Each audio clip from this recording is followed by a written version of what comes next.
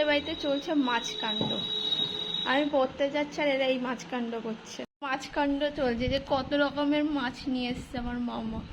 আমার বাবা এবং মামা যখনই বাজারে যায় এত এত সবজি আর মাছ নিয়ে আসে, আর আমার মা প্রচণ্ড পরিমাণে রেগে যায়। বাড়িতে অলরেডি ফ্রিজে সবজি এবং মাছ আছে, তারপরেও গেছে আবার বাজারে, আর সাথে এত সবজি।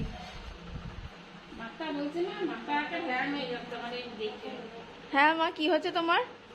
মাথার যন্ত্রণা শুরু হয়ে গেছে সবজি দেখে আর মাছ দেখে। ও যখনই বাজারে যেরকম গাদা করছে সবজি আর মাছ বাজার করে নিয়ে আসে।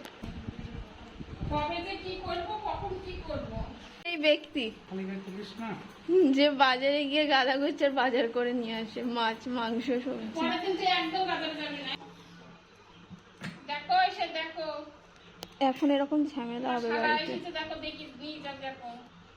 আমার রেগে গেছে এত সবজি দেখে। এমনি ফ্রিজ ভর্তি হয়েছে সবজিতে, শেষ হয় না, আবার নিয়ে আসছে এরকম সবজি। বল এইসব দেখি রাগ হয় কি হয় না। আর ওই যে এই পাশে দাঁড়িয়ে আছে লুকিয়ে।